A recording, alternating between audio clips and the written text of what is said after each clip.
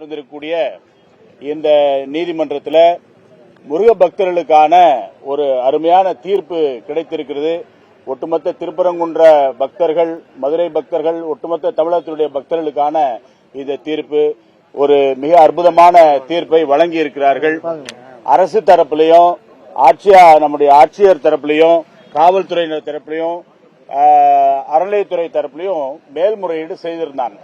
அந்த மேல்முறையீட்டினுடைய விஷயமானது தள்ளுபடி செய்யப்பட்டிருக்கிறது. தள்ளுபடி செய்யப்பட்டு அங்க ஏற்கனவே இருக்கக்கூடிய தீபத்தூண்ல தீபம் ஏற்றப்பட வேண்டும்.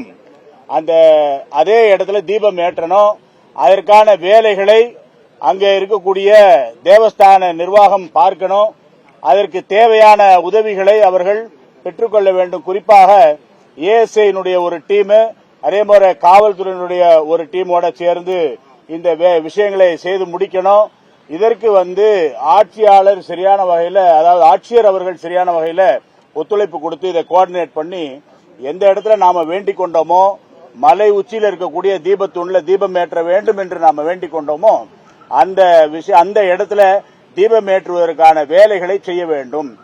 ஒரு தரப்புல இதனால சட்டம் ஒழுங்கு பிரச்சனைகள் ஏற்படும், ஒரு மிகப்பெரிய ஸ்டாம்பீடு மாதிரியான ஒரு விஷயங்கள்லாம் நடக்கலாம் அப்படின்னு சொல்லிட்டு ஒரு தரப்புல செய்யப்பட்ட அந்த வாதங்கள் எல்லாம் அரசாங்கத்தினுடைய செயலற்ற தன்மையை காண்பிக்கின்றது என்றுதான் மாண்புமிகு நீதியரசர்கள் தங்களுடைய தீர்ப்புகளில் சொல்லியிருக்காங்க. ஏற்கனவே பல தீர்ப்புகளுடைய விவரங்கள், அதனுடைய விஷயங்கள் எல்லாம் கூட அடிக்கோடிட்டு காண்பித்து ஒட்டுமொத்தமாக இந்த தீபம் ஏற்றுவதனால இங்க இருக்கக்கூடிய ஒரு தரப்புக்கு மன கஷ்டம் வரும் அப்படிங்கிற மாதிரியான விஷயத்தை முன்னெடுப்பது தவறு. இந்த இடத்துல லைட் ஏத்திருக்கணும், ஃபைட் இருந்திருக்க கூடாது.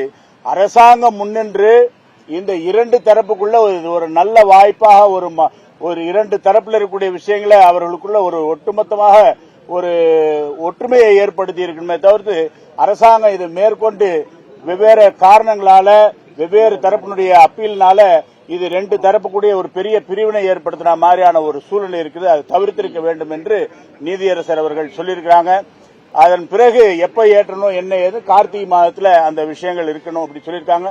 மேற்கொண்டு இதனுடைய வழக்கினுடைய விவரங்கள், டெக்னிக்கலாக இருக்கக்கூடிய விஷயங்களை நம்முடைய வழக்கறிஞர் பெருமக்கள் சொல்லுவாங்க.